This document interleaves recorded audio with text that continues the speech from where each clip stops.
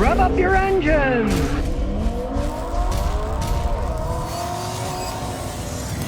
Okay, now personally, I'm not a fan of buying cars from Carmax, but they have a lot of cars, and I'm going to show you the pluses and minuses. This one was bought a month or so ago from a Carmax. Now, it looks to be in excellent shape.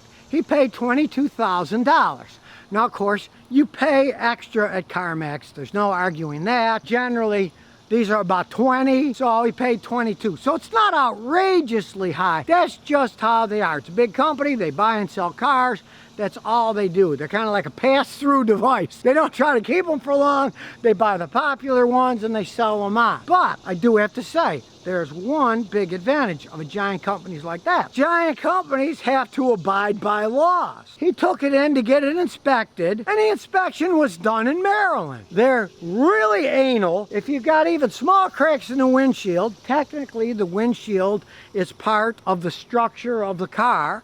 You got to replace it. He had the windshield replaced. Carmax replaced it absolutely free. And the seatbelt wasn't working right, so they replaced the entire assembly with the retractor with a new one free, and they resurfaced the brake rotors. Now, personally, I have to say these state checkings, most cases are an absolute annoyance. Everybody hates it. Every year you got to take it in. I used to have to deal with that crap in Houston, but now I'm in Clarksville, Tennessee, so we don't do any of that stuff here, and I'm really happy. But in one case, this inspection actually was great for the guy because he got stuff fixed absolutely free because Carmax has to abide by the laws. He bought the vehicle and it came with a warranty. And this baby came with a 90-day warranty. If you live in any of those areas and you're buying one of these, hey, take it in to get it inspected, even if it's not time yet. They'll do it anytime they want. They don't care. They get paid, right? And if they find stuff wrong, Carmax has to fix it for free. They can't avert the law. They're a big corporation. I'm sure they have lawyers all over the place. So you're paying more for the vehicle,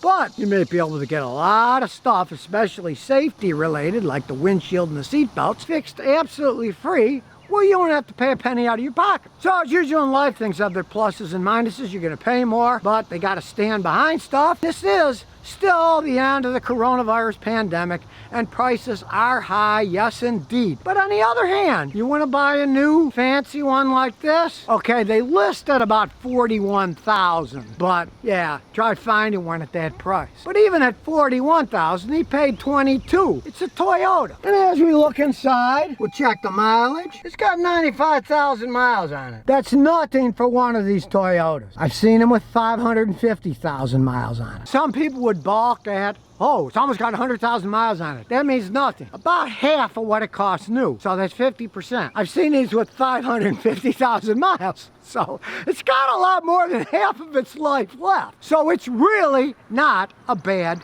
deal. It was obviously taken care of. Leather's clean. That's dirty. They're on a camping trip. That's what these things are great for. They have a lot of space. They can camp in this thing. You can even tow small things if you want. And of course, under the hood, you've got an ultra reliable V6 engine with a timing chain that you never have to think about changing. This is basically the same engine that they use in the fancy Lotus. They beef it up in England, of course, to put it in a Lotus fancy little exotic car, but it's the same basic power unit. These things, with the horsepower they're putting out in this, not being strained, can basically last forever, as long as you change the oil. But of course, if you're smart, you get a guy like me to check the car out before you buy. Now, he's got a warranty on it, but even then, you want a mechanic to check it out. The Carmax guys generally, though, you buy it, and then the mechanic checks it out.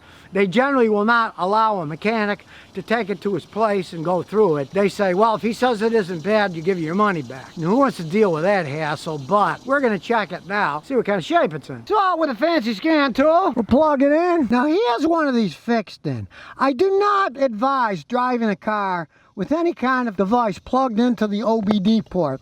These ports are meant for diagnosis. They're not really meant for driving the whole time. I personally would never drive a car with one of these permanently plugged in. This Nova's fast. It's already got it all out. Let's do a network scan. You don't normally expect a vehicle like this to have problems, but understand, a company like Carmax, tons of cars, over $1 billion of cars a year. So, they come, they go. They really don't know that much about them. They might not even know themselves much about the vehicle. So it behooves you to have a guy like me check it out. Things go through everything. We see that it's ready, but it's got 6 failed modules. Let's see what they are. Well, they're all crazy electronic stuff. The back door, the combination meter, the main body, navigation system, power source control, and smart key. Now the check engine light is in. This thing would not fail any kind of emissions inspection test. All these cars have so much computer stuff on it, they often get glitches. Let's just look at these glitches. Got the combination meter. Lost control with navigation control module. Main body. Lost communication with parking assist monitor. The navigation system. Air conditioning ECU information. Processor writing malfunction. Computers are writing software, recording information on the air conditioning system too. Power source control. Lost communication with body control module. Last of the codes is smart key. Lost communication with body control module. And lost communication with instrument panel cluster. Now truthfully, I often see these on used vehicles that sat on a lot. The battery gets low, it's going to lose communication. So what we're going to do here is we're going to reset them all. Turn the vehicle off and then just turn it on so the idiot lights are on, but the car's not running. Then we will erase the DTCs.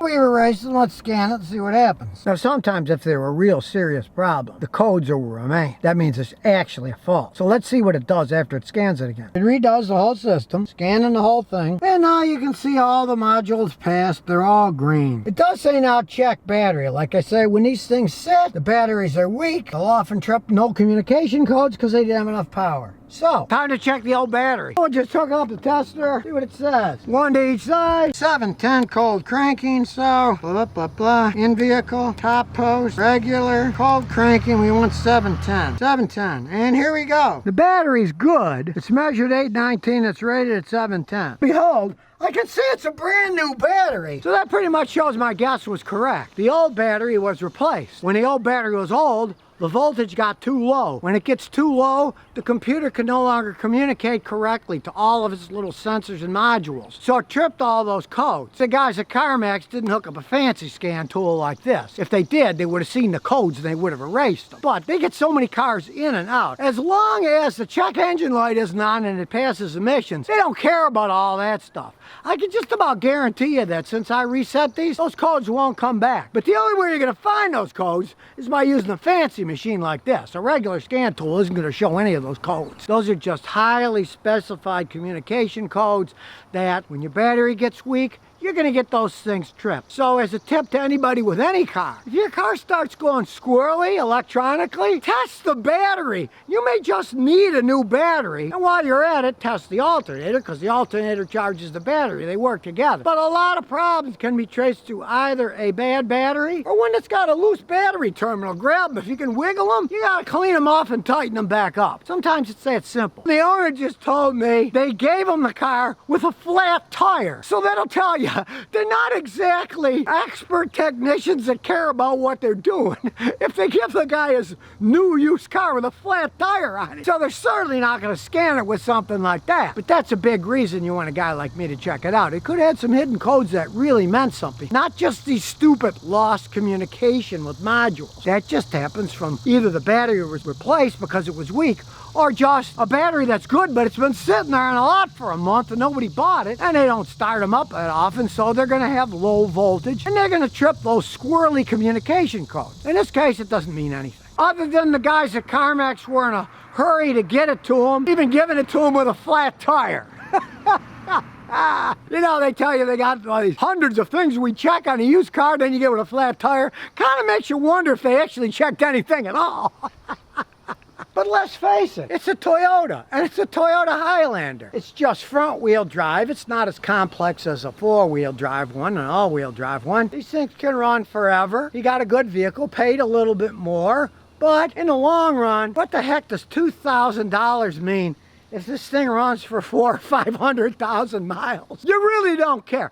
Don't sweat the small stuff if you find a good vehicle. And of course, with this coronavirus pandemic stuff, they go pretty fast. He drove all the way to Georgia, he reserved it, and picked it up himself because he didn't want to pay the $250 delivery charge because there was another one there and it already had sold. They will go fast. And since they at least do give you a 90-day warranty, and they replaced his windshield, seatbelt, and did the brakes for absolutely free. It's not a horrible deal. I mean, you can try to find better ones, but they've got them on the lots. Know what people want. They buy the cars that people want to buy, and they go pretty fast. They got a pretty fast turnaround. Money back guarantee. Now, there's a few technicalities. If you use it for so many days, you got to pay so much money. The lion's share of your money is still safe. That's why, even though I tell people, always get a car checked out before you buy it. If these companies don't let you do it, if it's a serious company like that gives a 30-day money-back guarantee, what the heck? I've had customers do it, and they go back and they either get their money back or they pick out another car. They're going to pressure you to buy another car, of course, but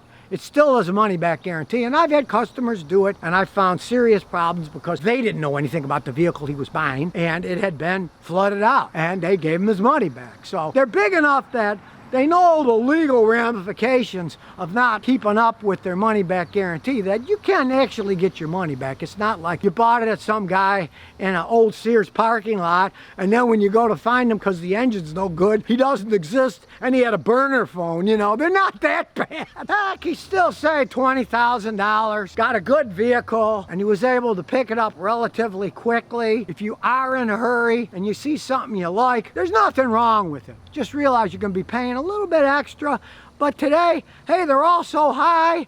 I mean, it's not going to make all that much difference. Don't lose a good car over a couple $1,000s if you're planning on driving them for years, because these things can go for years. So if you never want to miss another one of my new car repair videos, remember to ring that bell.